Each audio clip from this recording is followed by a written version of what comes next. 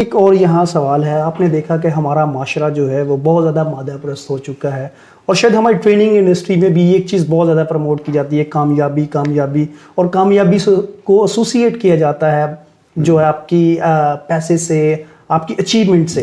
لیکن اس دوران جیسے بتایا مشکلات ہوتی ہیں، بہت ساری پریشانی ہوتی ہیں، اور ہمارے معاشرے میں غربت بھی ہے، تعصب بھی ہے، فرقہ واریت بھی ہے، بہت ساری ایسی چیزیں ہیں جو خاص طور پہ ینگسٹرز کو بہت متاثر کرتی ہیں، ان کی پرسنل لائف، ان کی پروفیشنل لائف بہت ڈسٹرب ہوتی ہے.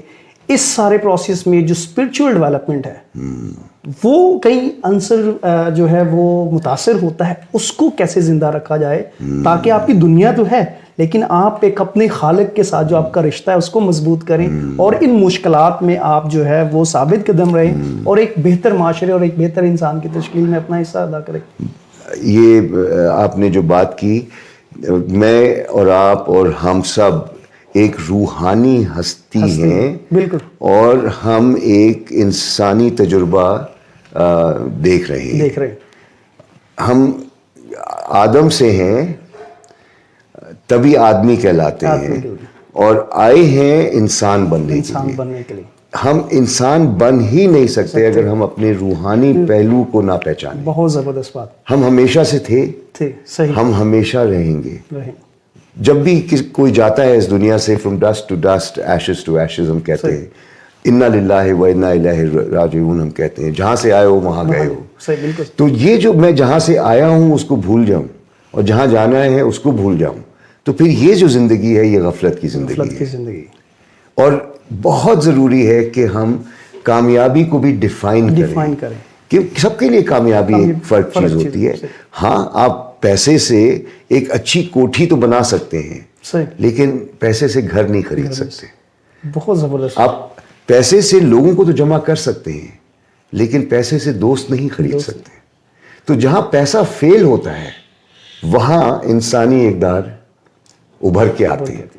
تو مجھے یہ لگتا ہے کہ ہمیں مقابلہ نہیں کرنا کسی سے. کہتے ہیں نا، یہ آپ بتائیں کہ جی آپ نے کیا حاصل کیا، تو مجھے بھی آج کوئی پوچھتا ہے تو میں کہتا ہوں میں نے اب تک کی زندگی میں دعائیں بہت کمائی ہیں، اور میرے بہت جاننے والے ایسے ہیں جو مجھے مشورے بھی دیتے ہیں، کڑوی باتیں بھی مجھے سناتے ہیں، اور اس لیے کیونکہ ان کو قدر ہے کہ بھی کامران جو ہے نا وہ غلط ٹریک پہ نہ آ جائے. تو میرے لیے اگر دو لوگ بھی دعا کر رہے ہیں اور اچھا سوچ رہے ہیں میرے لیے، بہت بڑی نعمت ہے. یہ دولت ہوتی ہے. ماں کا سایہ ہے، جب تک ہے اللہ اس کو قائم رکھے، تو جب وہ دعائیں دیتی ہیں تو وہ دولت ہے. تو دولت یہ ہوتی ہے. اور صحیح معنوں میں جہاں تک جینے کا سلسلہ ہے، اپنا ٹائم ضائع نہ کریں ان چیزوں میں کہ یار جب تک گڈی نہیں ہوگی تو میں کچھ نہیں ہوں، جب تک کوٹھی نہیں ہوگی. اللہ کرے سب کچھ آئے گا. آپ اپنے خواب پہ کام کریں، ویژن پہ کام کریں. پیسہ تو ایک ایسی چیز ہے کہ وہ تو آئے گی ایز اے بائی پروڈکٹ. آپ اچھائی کرتے رہیں. تو یہ میری گزارش ہے کہ عظمت کردار میں رہتی ہے اور کرسی میں نہیں. اور تم دیکھو جب ہم جاتے ہیں سب کچھ چھوڑ کے چلے جاتے ہیں نا، کسی کام کا نہیں ہوتا. تو دنیا تمہارے ساتھ ہو وہ نہ ہو تو کیا کرنا ہے اس دنیا کے ساتھ. اور اگر وہ تمہارے ساتھ ہے اور دنیا تمہارے خلاف بھی ہو جائے تو کیا پڑھو. No tension. تو مجھے ندیم چوہان مرحوم ہم میرے کالیگ تھے جن کو بہت سے لوگ جانتے بھی ہیں، تو وہ ایک بڑی پیاری بات ان کو اچھی لگتی تھی. ایک کوٹ تھا جو ہمیشہ جب بھی موقع ہوتا تھا بتاتے تھے، don't tell God how big the storm is. اپنے خدا کو یہ نہ کہو کہ طوفان کتنا بڑا ہے. ٹیل دا طوفان، بتاؤ طوفان کو کہ تمہارا خدا کتنا بڑا ہے.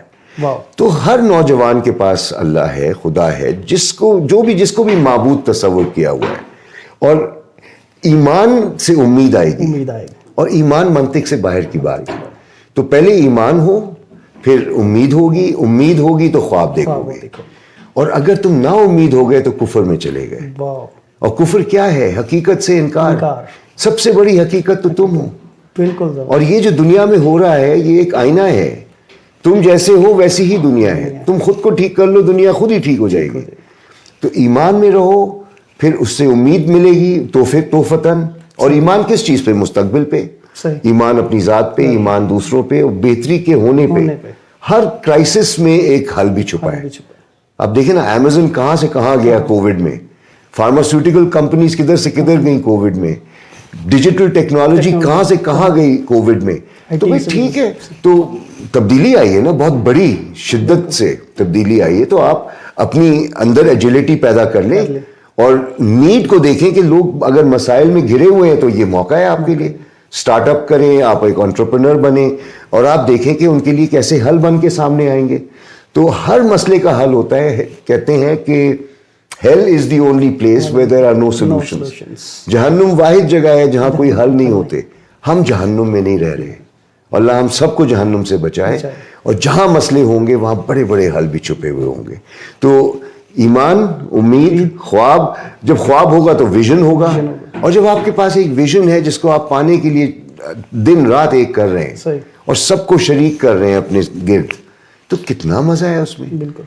और कहते हैं ना, तुंदी इबादे मुखालिफ से ना घबरा ए वकाब, ये तो चलती हैं तुझे ऊंचा उड़ाने के लिए, और ये इस तरह के गिरते हैं शहसवार मैदान जंग में, वो तिफल क्या गिरे जो घुटनों के बल चले। इस तरह के ख्याल जो है वो वाकई उठाते हैं, और ये जो एक है ना कि मैं परफेक्ट हूँ, इससे भी निकल आए।